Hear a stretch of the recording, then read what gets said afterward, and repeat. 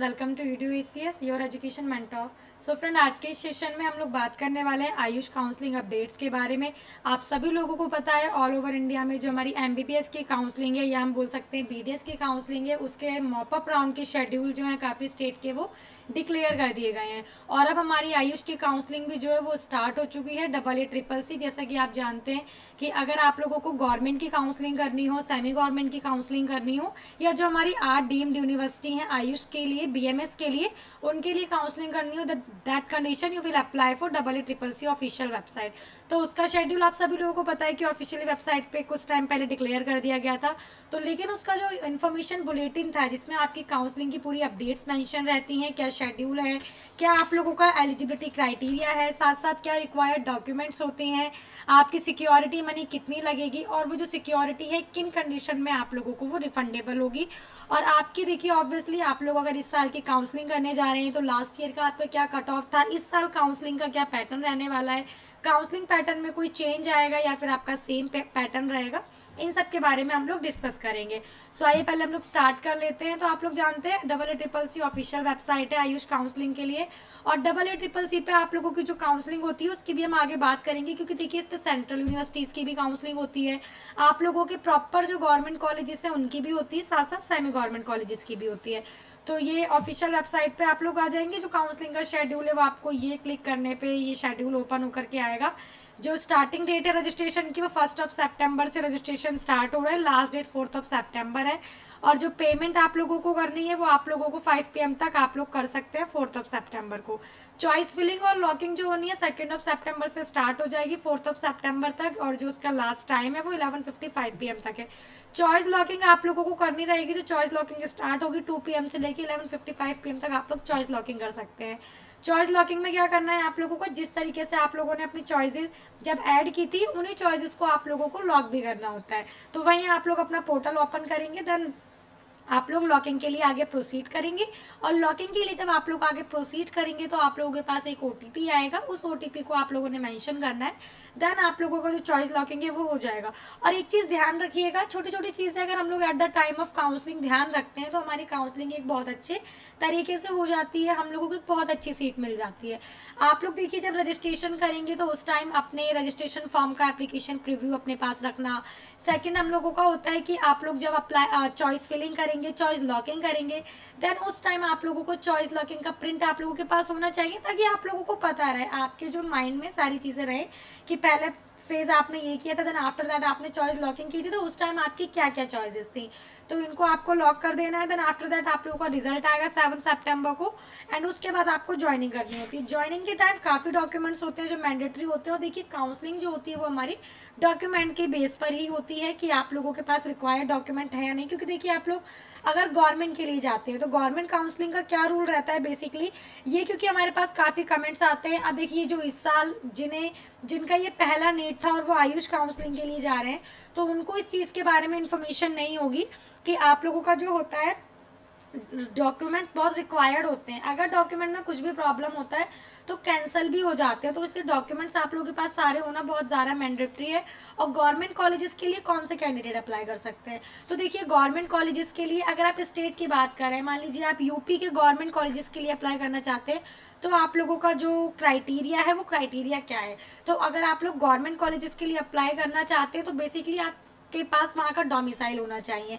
अब डोमिसाइल आपका अलग अलग बेस पे बनता है, एजुकेशन के बेस पे बनता है, एम्प्लॉयमेंट के बेस पे बनता है, एंड एक आपका होता है कि अदर के बेस पे भी बनता है, जिसमें बेसिकली होता क्या है कि अगर आपके मदर हैं, फादर हैं, वो एक्स सर्विस मैन है, या आप लोगों का वो आर्मी कोटा से हैं, गवर्नमेंट एम्प्लॉय हैं, देन वहाँ पे उन्होंने यूपी में जो है अप्लाई किया, यूपी में अपनी सर्विस वहाँ पे उन्होंने दी है कुछ टाइम पीरियड के लिए, तो उसके बेस पे भी डोमिसाइल बनता है। तो गवर्नमेंट के लिए आपका बेसिकली ये क्राइटेरिया है कि आपके पास उस स्टेट का डोमिसाइल होना चाहिए। सेकंड, आप लोग ऑल इंडिया कोटा में जा सकते हैं, यानी कि AACCC से काउंसलिंग कर सकते हैं, लेकिन बेसिकली उसका क्राइटेरिया क्या है कि आपके पास अगर देखिए मार्क्स होने चाहिए, और वो भी आप अगर कैटेगरी से जा रहे हैं, जनरल की तो कोई, जनरल तो हमने सब कैटेगरी है, उसका कोई आपका डॉक्यूमेंट नहीं होता, but yes if you want to apply for OBC category, SC category, ST category and also EWS category, so that condition it's mandatory you have to your category certificate and it will be updated category certificate. आप लोगों का update category certificate होना चाहिए आप लोगों के पास, जो कि आपका डिस्ट्रिक्ट का अलग होता है, स्टेट का अलग होता है। इसके लिए भी देखिए कैंडिडेट काफ़ी कंफ्यूज होते हैं कि मैम अगर मैं यूपी का गवर्नमेंट के लिए अप्लाई कर रहा हूँ, मेरे पास यूपी का डोमिसाइल है, यूपी के में एससी कैटेगरी है, ओबीसी कैटेगरी है, तो क्या वही मेरा आयुष काउंसलिंग में, या हम बोल सकते हैं ऑल इंडिया कोटा में चल जाएगा? सो नो, ये आप लोगों को नहीं चलेगा। अगर आप लोग देखिए स्टेट की काउंसलिंग कर रहे हैं, that this condition you want you need to state category certificate. But if you want to apply for CCC counseling for all India quota and semi government colleges, so that condition आप लोगों के पास जो होना चाहिए वो आप लोगों का अपडेटेड वाला, और प्लस आप लोगों का डिस्ट्रिक्ट का आप लोगों के पास डिग्री सर्टिफिकेट भी होना चाहिए। फ्रेंड्स, सेकंड हम लोग बात कर लेते हैं जो हमारा इन्फॉर्मेशन बुलेटिन आया था। बुलेटिन आपको बेसिकली यहीं पे मिल जाएगा, इन्फॉर्मेशन बुलेटिन। इसको आप लोग ओपन करेंगे तो इसमें आपका काउंसलिंग की सारी डिटेल्स मेंशन है, काउंसलिंग का क्या प्रोसीजर रहता है, किस तरीके से अप्लाई करना होता है, कितनी सिक्योरिटी आप लोगों को पे करनी होती है, किस कंडीशन में वो सिक्योरिटी आप लोगों को रिफंड होगी, किस कंडीशन में वो सिक्योरिटी आप लोगों की फोरफिट हो जाएगी, और साथ साथ आप लोगों के कितने कॉलेजेस हैं। कैंडिडेट को ये भी काफ़ी कन्फ्यूजन रहती है कि मैम कितने हमारे आयुर्वेद के कॉलेजेस हैं, कितने हमारे होम्योपैथिक के कॉलेजेस हैं, साथ साथ कितने हमारे यूनानी के कॉलेजेस हैं। तो उनकी भी हम यहाँ पे आगे चल के अभी बेसिकली यहाँ पे आप एक बार देख लेंगे इस पूरे बुलेटिन को। इसके हम कुछ जो इम्पोर्टेंट अपडेट्स हैं हम उसके बारे में यहाँ पे रीड करेंगे, उसके बारे में यहाँ पे डिस्कशन करेंगे। और ये पूरी आप लोगों की एब्रीविएशंस दी गई हैं कि आप लोगों की पूरी एब्रीविएशंस क्या रहती हैं, अगर आप लोगों का इसमें CPR है तो उसका क्या मीन्स है। और हम अभी बात कर रहे थे यहाँ पे कि कौन कौन से कोटा की काउंसलिंग जो है इसमें वो होती है आप लोगों की। तो यहाँ पे आप लोगों को सारा दिया गया है, काउंसलिंग टाइप्स दिए गए। तो देखिए बेसिकली आप लोगों की 15% all India quota, it's mean सभी स्टेट से 15% सीटें लेके गवर्नमेंट कॉलेजेस की आपका CCC पे काउंसलिंग होती है, गवर्नमेंट कॉलेजेस की, सेमी गवर्नमेंट कॉलेजेस की। अब गवर्नमेंट और सेमी गवर्नमेंट में क्या डिफरेंस है? गवर्नमेंट कॉलेजेस यानी देखिए गवर्नमेंट कॉलेजेस गवर्नमेंट हो गए, उनमें फीस कम होती है। सेमी गवर्नमेंट कॉलेजेस जो होते हैं उनमें फीस ज़्यादा होती है as comparison to government colleges. और BHU की 100% सीट्स आप लोगों की काउंसलिंग करती हैं, और आपकी 100% BMS seat of ITRA Jamnagar Gujarat आप लोग ये हमारी जो आती हैं वो ITRA हो गया, NIA हो गया, और आप लोग का NIH हो गया, ये होम्योपैथिक की है। तो ये आप लोगों की आती हैं सेंट्रल यूनिवर्सिटीज़ में और NIA की यूनिवर्सिटीज़ में। 50% BMS सीट ऑफ AIA ये गोवा, तो गोवा में आप लोगों की एक बहुत बड़ी यूनिवर्सिटी है जो कि आप लोगों की सेंट्रल की है, उसकी 50% सीट के साथ यहाँ पे काउंसलिंग होती है। BSMS का भी दिया गया है, और BMS का आप लोगों का जो शिलोंग का कॉलेज है उसकी 50% सीट की काउंसलिंग आप लोगों की ऑल इंडिया कोटा में यहाँ पर आप लोगों की होती है। यहाँ पे आप लोगों को परसेंट के वाइज और भी ज़्यादा क्लैरिफिकेशन दिया गया है, और डीम्ड यूनिवर्सिटी की 100% सीट की काउंसलिंग होती है। अब बेसिकली डीम्ड यूनिवर्सिटी में और all India quota government semi government में क्या डिफरेंस होता है? तो गवर्नमेंट की सीट गवर्नमेंट की रहती है, डीम्ड यूनिवर्सिटी जो होती है वो गवर्नमेंट नहीं होती है, प्राइवेट कॉलेजेस भी नहीं होते हैं। बट मान लीजिए आपके यूपी है, तो यूपी में आप लोगों की कोई BMS की डीम्ड यूनिवर्सिटी नहीं है, यूपी में प्राइवेट कॉलेजेस है। डीम्ड यूनिवर्सिटी में बेसिकली क्या होता है, पैकेज आपका लग्जरी रहता है as comparison to private university. Second आप लोगों को जो होता है वो सेंट्रल का जो होता है डोमिसाइल आप लोगों को वहाँ पे मिल जाता है, देन जो आपकी PG में आगे काफ़ी हेल्प करता है, रिजर्वेशन के बेस पे आप लोग बोल सकते हैं उसको। सो ये आप लोगों का है। डीम्ड की यूनिवर्सिटी की हम बात करते हैं तो ओवरऑल 8 डीम्ड की यूनिवर्सिटी हैं हमारी इंडिया में BMS की काउंसलिंग के लिए, जो कि अलग अलग स्टेट में हमारी स्टैब्लिश्ड है। और अब रिजर्वेशन की बात करते हैं तो SC कैटेगरी को 15% रिजर्वेशन, ST कैटेगरी को 7.5% reservation, and OBC NCL category को 27% का रिजर्वेशन दिया गया है, जिसमें आप लोग काउंसलिंग करते हैं। और कन्वर्टेड की बात करते हैं तो देखिए क्या होता है, बेसिकली PWD सीट के लिए आपकी ST PWD सीट जितनी रखी गई हैं उन सीट पे अगर आप लोगों को सीट वो फुलफिल नहीं हो पाती हैं तो वो कन्वर्ट हो जाएंगी ST कैटेगरी में जाके। ऐसे UR PWD के लिए जो रखी गई हैं उन पे सब पे आपकी सीट फुलफिल नहीं होंगी। देन इस कंडीशन में क्या होगा आप लोगों का कि आप लोगों की जो वेकेंट सीट है उसको जो रिजर्व कैटेगरी है उसमें कन्वर्ट कर दिया जाएगा। एलिजिबिलिटी ऑफ पार्टिसिपेशन, तो देखिए एलिजिबिलिटी क्या है बेसिकली कि आप नीट में क्वालिफाई होने चाहिए, PCB में आप अगर UR कैटेगरी से है तो 50% मार्क्स आपके पास होने चाहिए। कैटेगरी का बेनिफिट है SC या ST है, दैट कंडीशन में आपके पास जो होने चाहिए वो 45% तो होने ही चाहिए। ये आप लोगों का बेसिकली यहाँ पे इसका रूल रहता है, कोई ज़्यादा इसका रूल्स रेगुलेशंस नहीं है, क्योंकि ऑब्वियसली आपने नीट का जब फॉर्म फिल किया है, नीट में आप लोग क्वालिफाई हैं, तो आप लोग यानी कि काउंसलिंग के लिए भी क्वालिफाई हैं। लेकिन सभी स्टेट में सभी कैंडिडेट पार्टिसिपेट नहीं कर सकते हैं। आप लोग सिर्फ देखिए जो हमारे ओपन स्टेट्स होते हैं, जैसे हमारा यूपी हो गया और आप लोगों का उत्तराखंड हो गया, एचपी हो गया, हरियाणा हो गया और भी स्टेट है, इनके लिए आप लोग काउंसलिंग कर सकते हैं। लेकिन जो हमारे क्लोज स्टेट है जैसे पंजाब हो गया, पंजाब में अदर स्टेट के कैंडिडेट काउंसलिंग नहीं कर सकते हैं। पंजाब सिर्फ देता है अपने स्टेट के कैंडिडेट्स के लिए कि आप लोग काउंसलिंग कीजिए, तो आप उसके लिए काउंसलिंग कर सकते हैं, पंजाब के लिए लेकिन नहीं कर सकते। ये मॉपअप राउंड का क्या रूल रहता है, अब देखिए क्या इस साल से एक नया क्या रूल आया है, अपग्रेडेशन का रूल आया है कि सेकंड राउंड से मॉपअप राउंड में भी आप लोग अपग्रेड कर सकते हैं। तो इस पर आयुष में भी ये रूल आप लोगों को यहाँ पे दिया गया है। बेसिकली राउंड 1 में देखिए आप लोग अप्लाई करेंगे और राउंड 1 में आप लोगों को रजिस्ट्रेशन चार्जेस पे करने हैं, सिक्योरिटी पे करनी है। डीम्ड यूनिवर्सिटी की सिक्योरिटी डिफरेंट रहती है, गवर्नमेंट की सिक्योरिटी अमाउंट आप लोगों का डिफरेंट रहता है, जिसकी भी हम आगे जाके बात करेंगे। और मॉपअप में सिर्फ वही कैंडिडेट अप्लाई कर सकते हैं जिन्हें अभी तक कोई सीट नहीं मिली है, ना ही राउंड 1 में ना ही राउंड 2 में, और साथ साथ उन लोगों को स्टेट में भी कोई सीट अब तक नहीं मिली है। अगर आप लोगों को स्टेट में सीट मिल गई है but now if you want to apply for mop up round counselling, so you can't apply because you got already a seat, so that's why you can't apply. तो ये मॉपअप का हमारा रूल होता है। बेसिकली प्रोसेस का देखिए क्या, step 1 registration करना होता है, देन आप लोगों को पेमेंट करनी होती है, then after that choice filling होती है, चॉइस लॉकिंग होती है, रिजल्ट आता है, then after that all the relevant document and और डिमांड ड्राफ्ट ऑल्सो। आपकी पेमेंट कैश में तो नहीं होती है, डीडी के थ्रू होती है, चेक के थ्रू होती है, वो आप लोगों को ले जाना होता है। वो जो कॉलेज अलॉट हुआ है उस कॉलेज की ऑफिशियल वेबसाइट पे जाएंगे, आपको सारी इन्फॉर्मेशन मिल जाती है कि क्या डॉक्यूमेंट है, क्या बॉन्ड रहता है, क्या सारी डिटेल रहती है। और एक डिफरेंस और हम बात कर लेते हैं गवर्नमेंट और डीम्ड यूनिवर्सिटी में। गवर्नमेंट के लिए आपके पास देखिए इस साल की भी हम कट ऑफ की बात करेंगे, तो हम अभी थोड़ी सी कट ऑफ जान लेते हैं यहाँ पे, आगे हम ब्रीफ में बात करेंगे और ज़्यादा। इस साल जो आप लोगों को पता है रैंक में काफ़ी डिफरेंस आया है। 600 मार्क्स तक भी राउंड 1 की जो काउंसलिंग है वो आप लोगों की नहीं पहुंची थी, आप लोगों की उससे हाई थी।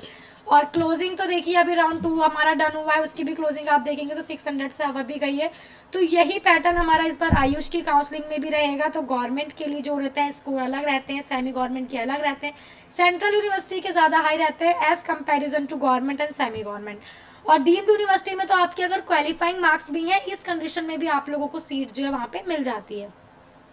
और एक चीज़ का ध्यान रखना है अपने लोगों को, स्टे वैकेंसी राउंड में कोई फ्रेश रजिस्ट्रेशन नहीं होते हैं, सिर्फ राउंड 1 में, राउंड 2 में एंड मॉपअप राउंड में आप लोगों को फ्रेश रजिस्ट्रेशन का ऑप्शन जो है वहाँ पे दिया जाता है। Stay vacancy round for deemed university for seat allotment under deemed university, the stay round will be conduct bye respective deemed university at the institute level. तो अब इसकी हम बात कर लेते हैं डीम्ड यूनिवर्सिटी की।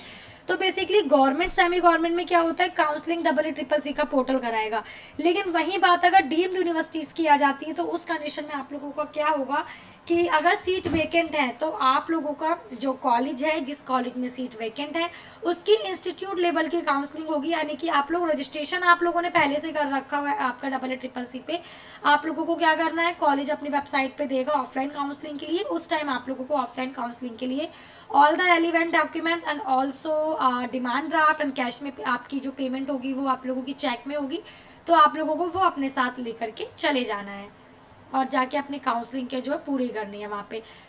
अब ये कुछ क्वेश्चंस हैं जो कैंडिडेट्स ने EEEC जो हमारी वेबसाइट है, यहाँ के जो रजिस्ट्रार हैं, यहाँ की जो अथॉरिटीज़ हैं उनसे रिक्वायर्ड किए होंगे, तो उस कंडीशन में ये क्वेश्चन आप लोग रीड कर सकते हैं। Do I have to report to any counselling centre for registration और चॉइस फिलिंग। तो चॉइस फिलिंग के टाइम पे को रजिस्ट्रेशन सेंटर नहीं जाना है, चॉइस फिलिंग के टाइम पे ऑनलाइन चॉइस फिलिंग होती है, आप लोगों को सीट अलॉट हो जाएगी, that time you will be go for your admission college admission centre जो आप लोगों को कॉलेज अलॉट होगा। Do I require any document to get registered online. तो कोई ऑनलाइन जब आप लोग अप्लाई करेंगे that condition you don't need to any document. आप लोगों को जो डॉक्यूमेंट अपलोड करने हैं वो अपलोड नहीं करने, सॉरी डॉक्यूमेंट जो डिपॉजिट करने, डॉक्यूमेंट सबमिट करने वो eight the time of admission करने जब आप लोगों को सीट मिल जाएगी। How do I get the password for logging in. तो पासवर्ड बेसिकली आप लोग सेल्फ क्रिएट करेंगे पासवर्ड, तो वो आपके पास होना चाहिए। Difficulty in login what may be the problem, some time it will be server issue. ये हो सकता है कि आपका सर्वर इशू है और आप लोग अदर जो हमारे अदर जैसे एक हमारा होता है एज का सॉफ्टवेयर होता है और हमारे साथ साथ अदर सॉफ्टवेयर होते हैं उन पर ट्राई कर सकते हैं। एज कम्पेरिजन टू क्रोम ज़्यादा अच्छे चलते हैं। I have difficulty in creating a password, what may be the problem. तो देखिए पासवर्ड का बेसिकली रूल होता है कि पासवर्ड जब आप क्रिएट करेंगे तो उसमें न्यूमेरिकल कीज़ भी होनी चाहिए, अल्फ़ाबेटिक कीज़ भी होनी चाहिए, स्पेशल कीज़ भी होनी चाहिए। इन चीज़ों को ध्यान में रख के पासवर्ड क्रिएट करना है। रीसेट पासवर्ड का ऑप्शन होता है, आप लोग रीसेट पासवर्ड कर सकते हैं। तो ये बेसिकली वही छोटी छोटी इन्फॉर्मेशन है। ये आप लोग इनके क्वेश्चन आपको कुछ हैं तो इनको आप लोग पढ़ सकते हैं। Can I modify my choices, yes आप लोग चॉइसेस अपनी अप डाउन कर सकते हैं, बट चॉइस लॉकिंग के बाद कोई भी चॉइस चेंज नहीं होगी। चॉइस लॉकिंग से पहले तक कोई भी चॉइस चेंज कर सकते हैं, अप डाउन कर सकते हैं, डिलीट कर सकते हैं, न्यू ऐड कर सकते हैं। How can I get a print out of my choice, when you will lock your choice, so after that you will be provide a option print option। तो आप लोगों को बेसिकली उस पर क्लिक कर लेना है और आप लोगों का जो वो डाउनलोड होके आ जाएगा और उसको आप लोगों को अपने पास रख लेना है। whenever my admission valid if the college admit me to the allotted seat through offline mode, तो AYUSH will not be approve the admission में through offline mode by the college under any circumstances. आप लोगों को जब seat मिल जाएगी उसके बाद ही ज्वाइनिंग के लिए जाना है। What document are required at the time of joining, इसके लिए बहुत ज़्यादा क्वेरीज आती हैं, तो ये पूरी डॉक्यूमेंट की लिस्ट है। Provisional allotment letter, admit card, NEET का रिजल्ट कार्ड, रैंक कार्ड जो कि एक ही होता है, date of birth certificate, date of birth certificate नहीं है that condition, you have need to your 10th marksheet, class 10th के पासिंग सर्टिफिकेट, क्लास 12th के passing certificate and also marksheet, 8 passport size photo जो आपने NEET में upload की थी at the time of NTA registration. Proof of identity, तो आजकल आधार card तो बहुत ही ज़्यादा मैंडेटरी हो गया है, मेन हो गया है, सबके पास होता ही है।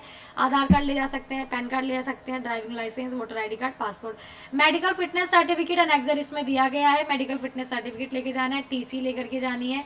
The candidate should be also bring the following certificate in the prescribed format। तो डिसेबिलिटी सर्टिफिकेट एनेक्सर 1 आपको दिया गया है और जो आपको लिस्ट दी गई थी कॉलेज की जो PWD उसमें सेंटर्स थे उसके अकॉर्डिंग आप लोगों को वहाँ पे वो फुलफिल होना चाहिए।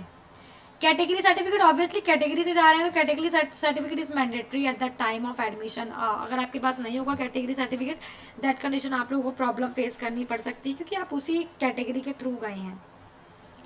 आगे हम यहाँ पे और बात कर लेते हैं सिक्योरिटी मनी की। अब हम लोग बात करेंगे यहाँ पे where I will get NRI quota admission for Ayurveda. The NRI quota seat are available at deemed university participating in DCCC UG counselling. तो यार डीम्ड यूनिवर्सिटी में NRI कोटा भी आप लोगों का होता है। अगर आप NRI कोटा के थ्रू जाना चाहते हैं तो आप लोग डीम्ड यूनिवर्सिटी में जा सकते हैं। गवर्नमेंट कॉलेज में किसमें CCC की गवर्नमेंट की काउंसलिंग हो रही है, सेमी गवर्नमेंट की, सेंट्रल यूनिवर्सिटी की, तो उसमें कोई NRI कोटा नहीं होता है। गवर्नमेंट में, स्टेट में हो सकता है बट आप लोगों का CCC पे गवर्नमेंट में कोई भी कोटा नहीं होता है। Who is eligible for the second round of allotment, तो सेकंड राउंड के लिए कौन कौन से कैंडिडेट एलिजिबल रहते हैं? Newly registered candidate for second round, जिन्होंने राउंड 1 में रजिस्टर नहीं किया था, ऐसे कैंडिडेट जिन्हें राउंड 1 में सीट अलॉट नहीं हुई थी, ऐसे कैंडिडेट जिन्होंने राउंड 1 में पेमेंट तो कर दी थी बट सिक्योरिटी पे नहीं की थी, candidate who have reported at the allotted institute, आपको सीट मिली थी but you want to go for upgradation, that condition you will go for round 2 choice filling. आपको उस कंडीशन में सिर्फ राउंड 2 की चॉइस फिलिंग करनी होती है। What is the procedure for round 2?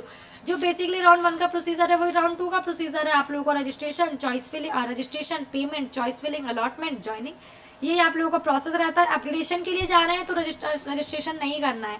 Upgradation क्या कि सीट मिली थी, कॉलेज में ज्वाइनिंग की या फ्री एग्जिट ले ली, now you want to go for upgradation कि मेरे को जो कॉलेज मिला है आई थिंक मेरे को इससे बेहतर कॉलेज मिल सकता है या मेरे को अपने नियर में भी कॉलेज मिल सकता है। अगर आप उस चीज़ को लेके कॉन्फिडेंस है तो that condition you will be do only choice filling, not more than. Choice filling करेंगे, लॉकिंग करेंगे।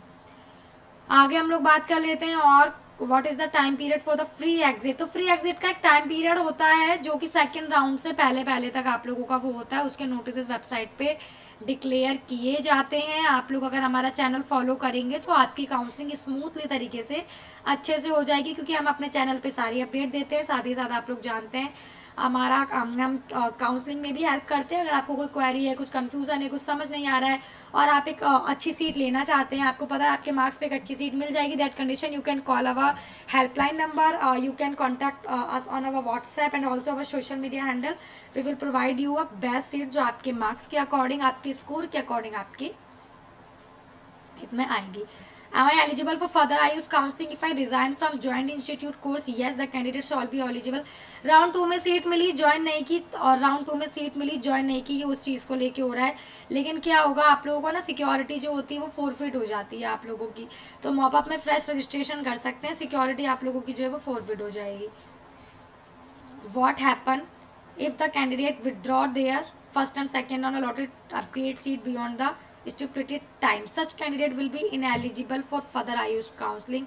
तो आप लोग अगर ऐसा कुछ करेंगे तो आप लोग इनएलिजिबल हो जाएंगे काउंसलिंग के लिए। Who will be eligible for round 3 counselling? Candidate who are registering for the first time, जिन्हें अब तक सीट नहीं मिली, जो फर्स्ट टाइम रजिस्टर कर रहे हैं।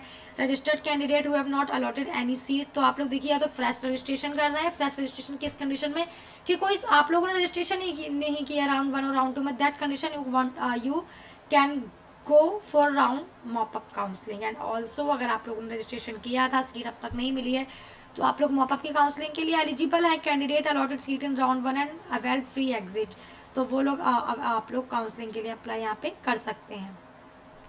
आगे हम लोग और भी बात करते हैं। तो सारा अपग्रेडेशन के लिए दिया गया है, तो बेसिकली अपग्रेडेशन का हमने आपको बता दिया है। स्टे वैकेंसी राउंड कौन कर सकता है वो भी हमने आपको बता दिया। ये चीज़ हमारा एक जो पेज है वो बहुत मेन है, इसमें सब है कि फ्री एग्जिट किस कंडीशन में होगी, सिक्योरिटी किस कंडीशन में फॉरवर्ड हो जाएगी, एलिजिबल कौन फर्दर काउंसलिंग के लिए एलिजिबल रहेगा, अमाउंट ऑफ सिक्योरिटी मनी क्या रहेगा।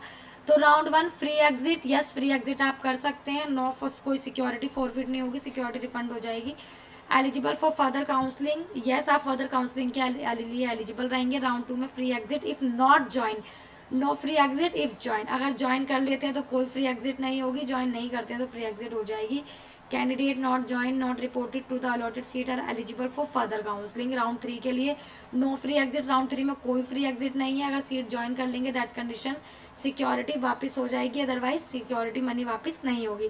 Final stay vacancy round, no free exit, कोई फ्री एग्जिट नहीं है। If seat allotted not join resign, ये आप लोगों का बेसिकली। और स्टे वैकेंसी राउंड में हम लोग आप लोगों को बता दिया, कोई वापसी नहीं होगी आप लोगों की, फ्रेश रजिस्ट्रेशन नहीं होगा कोई आप लोगों का। रजिस्ट्रेशन के जो चार्जेस लगेंगे, journal, EWS, OBC candidate, NCL candidate, उनके 1000 रुपीज़ लगेंगे, पर जो SC ST PWD कैंडिडेट है उनके 500 रुपीज़ रजिस्ट्रेशन चार्जेस लगेंगे। But if you want to go for deemed university that condition, कुछ भी चाहे आपकी कैटेगरी कोई भी हो, आपके 5000 ही चार्जेस लगेंगे। रिफंडेबल सिक्योरिटी फ़ी, तो सिक्योरिटी फ़ी किस केस में रिफंड होगी और सिक्योरिटी अमाउंट आप लोगों को कितना पे करना होगा।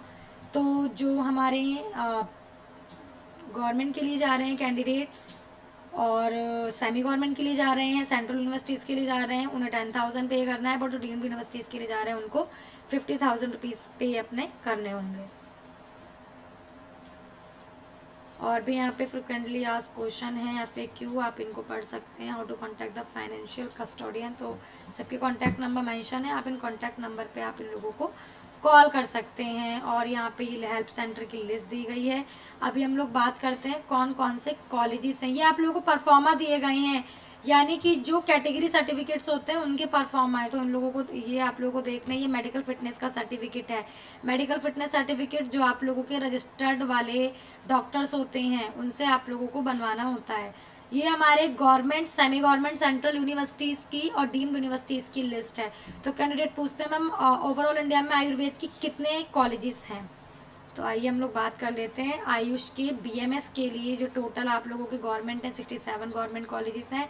सेमी गवर्नमेंट जो है वो आप लोगों के 68 से स्टार्ट हैं और आप लोगों के 87 तक डन है, यानी कि 68 से स्टार्ट होके 87 तक आप लोगों के यहाँ पे डन है, यानी कि 19 कॉलेज हैं आपके।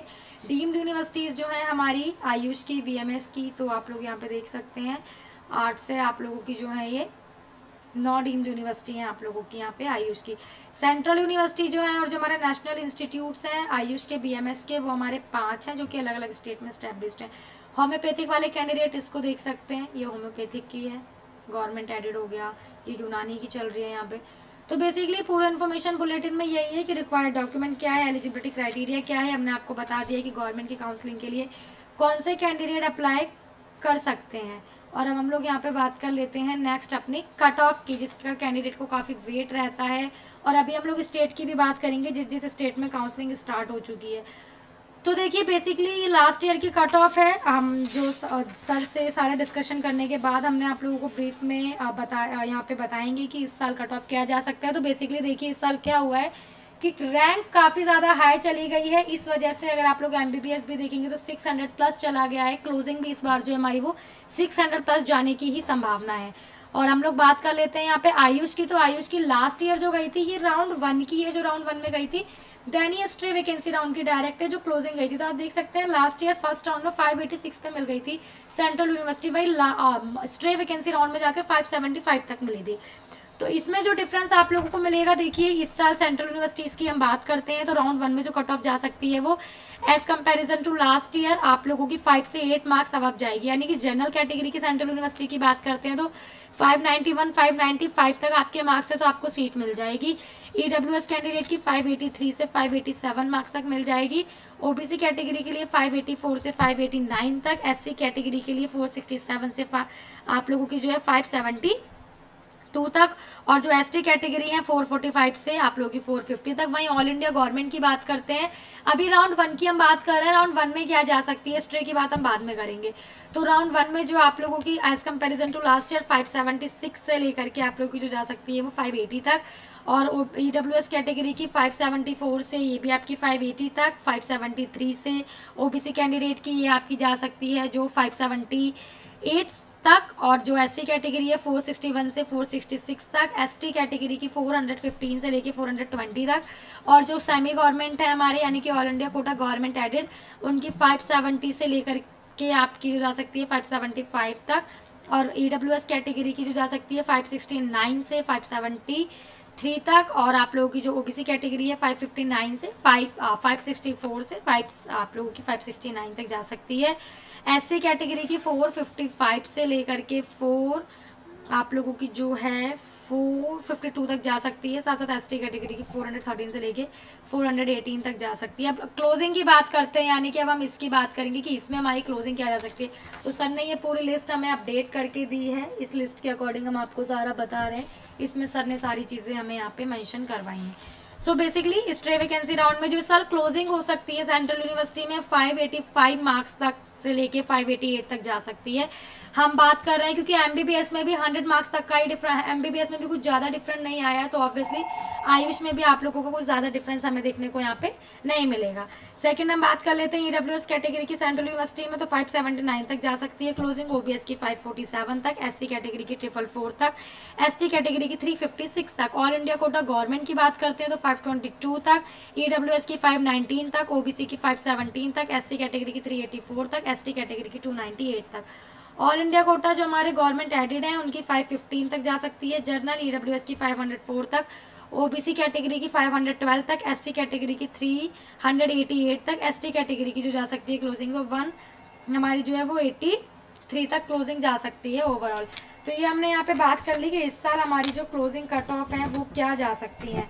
अब हम यहाँ पे नेक्स्ट बात करेंगे किन स्टेट में आयुष की काउंसलिंग प्रोसेस में है, किन के शेड्यूल डिक्लेयर कर दिए गए हैं, ताकि और अभी आप लोगों को बहुत जल्द हमारी जो आप लोग जानते हैं एवरी ईयर हमारी चैनल पे आप लोगों को सीरीज मिलती है लेटेस्ट अपडेट की, जो कि लास्ट 24 आवर्स में जो भी आप लोगों की काउंसलिंग की अपडेट्स होती हैं वो बहुत जल्दी आपको हमारे चैनल पे मिलेंगी। क्योंकि अभी देखिए आयुष की काउंसलिंग का इतना डाटा आया नहीं है जो अभी हम आपको पूरा ओवरऑल स्टेट्स की अपडेट दें। अभी सिर्फ 2 से 3 स्टेट हैं जिनका प्रोसेस स्टार्ट हुआ है, इसलिए हमने आप लोगों को, क्योंकि ये वीडियो काफ़ी यूजफुल रहेगी, दैट्स वाई हम लोगों ने आप लोगों के लिए वीडियो यहाँ पे बनाने की प्रिपरेशन की है। तो बीएमएस और बी आप लोगों का जो है महाराष्ट्र में शेड्यूल आ चुका है आयुष की काउंसलिंग के लिए, बीएमएस के लिए, बीएचएमएस के लिए, बीयूएमएस के लिए। और फिर अगेन देखिए कुछ क्वेरी है, कंफ्यूजन है तो हमारे कॉन्टैक्ट नंबर पे कॉल कीजिए, हमारी टीम आपको प्रॉपर तरीके से गाइड करेगी। सो यस, काउंसलिंग जो हो रही है आप लोगों की online filling of preferences form. तो देखिए क्या था, महाराष्ट्र की काउंसलिंग का जो राउंड 1 था उसके रजिस्ट्रेशन पहले डन हो गए थे, अभी सिर्फ फॉर्म फिलिंग के लिए दिया गया है। तो 9 सितंबर से स्टार्ट हो रही है, लास्ट डेट आपकी 12 सितंबर है, रिजल्ट जो आएगा 14 सितंबर को आ जाएगा। देन ज्वाइनिंग जो होगी 15 सितंबर से 20 सितंबर तक होगी। लास्ट डेट ऑफ रेजिग्नेशन, किसी को रेजिग्नेशन देना हो तो उसकी लास्ट डेट 29 सितंबर है। और जो ये है आप लोगों की राउंड 2 की है सीट मैट्रिक जो होगी राउंड 2 की 30 सितंबर तक वेबसाइट पे आ जाएगी। ऑनलाइन फिलिंग ऑफ प्रेफरेंसेस जो होगी आप लोगों को, यानी फ्रेश रजिस्ट्रेशन का ऑप्शन नहीं है, सिर्फ चॉइस फिलिंग का दिया गया है। फर्स्ट ऑफ आप लोगों का जो है ये राउंड 2 का है, तो हम इसकी राउंड 2 का जब शेड्यूल की बात करेंगे तब करेंगे। बेसिकली आप ये जान लीजिए कि राउंड 2 में फ्रेश रजिस्ट्रेशन आप लोगों को यहाँ पे नहीं दिए गए हैं। महाराष्ट्र की आयुष काउंसलिंग के जो डिक्लेरेशन आप लोगों की होगी, आप लोगों को सारे डिक्लेरेशन, सारे फॉर्म्स और जो डिटेल्स होंगी वो CTCELL.NET.in इस पे वेबसाइट पे मिलेंगी आयुष की अपडेट। और जो हमारी HP है, HP का हम बात करते हैं तो AMRUHP.AC.in इस पे आयुष काउंसलिंग की अपडेट्स मिलेंगी। इसमें जाएंगे, प्रोस्पेक्टस ओपन कर लेते हैं। तो बेसिकली आप लोगों का जो रजिस्ट्रेशन है 28 यानी कल से प्रोसेस में है। लास्ट डेट 3 सितंबर है। Then category wise merit list आएगी 6 सितंबर तक, और जो फाइनल मेरिट लिस्ट होगी 8 सितंबर को आएगी। चॉइस फिलिंग 9 सितंबर से 11 सितंबर तक वेबसाइट पे अवेलेबल रहेंगे। देन प्रोविजनल रिजल्ट जो आएगा 14 को आएगा, फाइनल रिजल्ट 16 को आएगा, और जो ज्वाइनिंग होगी वो 18 से लेकर 20 सितंबर तक होगी। Display vacancy for second round of online counselling, जो सीट मैट्रिक्स होगी वेबसाइट पर राउंड 2 की वो 23 सितंबर तक आएगी। और HP में सभी स्टेट के कैंडिडेट काउंसलिंग के लिए अप्लाई कर सकते हैं। और कॉलेज अगर आप लोगों को जानना है तो हम आपको इसके कॉलेज भी बता देते हैं कौन सा। अब देखिए गवर्नमेंट के लिए तो ऑब्वियसली स्टेट के कैंडिडेट से अप्लाई कर पाएंगे, बट यस अगर आप लोग जो प्राइवेट कॉलेज है HP का सोलन, उसके लिए अप्लाई करना चाहते हैं then you can apply for. State के लिए जो रूल है हमने उसकी बात कर ली कि आपके पास स्टेट का डोमिसाइल होना चाहिए। अगर ऑल इंडिया से जा रहे हैं तो आपके पास स्कोर होने चाहिए। और इस साल से क्या है, डोमिसाइल ना मैंडेटरी हो गया है कि सभी कैंडिडेट को अपने स्टेट का डोमिसाइल, वो जिस स्टेट का है वहाँ का डोमिसाइल तो आप लोगों को दिखाना ही पड़ेगा eight the time of admission. तो ऐसा कुछ ही बड़ी चीज़ नहीं है। अगर आप लोग ऑब्वियसली आप लोगों के पास अपने स्टेट के डोमिसाइल तो होंगे ही, आप जिस स्टेट के। और देखिए क्या होता है, कुछ स्टेट में डोमिसाइल अपडेट होता है, कुछ स्टेट में नहीं होता है। तो बेसिकली आप लोगों ने जहाँ से डोमिसाइल बनवाया है वहाँ पे जाके आपको जो नियर तहसील है आप लोगों को वहाँ पे बात कर लेनी है। डोमिसाइल अपडेट होता है जिस कंडीशन में आप लोग अपना डोमिसाइल अपडेट करवाएंगे, डोमिसाइल अपडेट नहीं होता है तो डोमिसाइल अपडेट नहीं करवाएंगे। ऐसे ही कैटेगरी सर्टिफिकेट डॉक्यूमेंट जो हमारे पास होने चाहिए वो अपडेटेड होने चाहिए, ताकि हमें एट द टाइम ऑफ कोई प्रॉब्लम फेस ना करनी पड़े। सो फ्रेंड ये सारी अपडेट थी अब तक आपकी आयुष काउंसलिंग की। होप सो आप लोगों के लिए ये वीडियो काफ़ी यूजफुल रहेगी। अगेन कुछ कंफ्यूजन है, कुछ क्वेरी है तो आप लोग हमारी टीम के साथ कोऑर्डिनेट कर सकते हैं। हमारी टीम आपको प्रॉपर तरीके से गाइड करेगी। सारे helpline number, social media handles आपको डिस्क्रिप्शन बॉक्स में मिल जाएंगे, और आप लोग कमेंट बॉक्स में कमेंट कर सकते हैं। नेक्स्ट वीडियो जब आयुष की बनाई जाएगी तो उसमें आपके जो कमेंट्स होंगे उन पे हम लोग डिस्कशन कर लेंगे। So yes friend, thank you for watching this video. And friend इस तरीके की और भी इन्फॉर्मेशन के लिए, ताकि आप लोगों की काउंसलिंग एक अच्छे वे में, प्रॉपरली स्मूथली वे में हो जाए, आप हमारे चैनल को सब्सक्राइब भी कर सकते हैं। Yes, thank you for watching this video friend, and all the very best for your NEET counseling activities.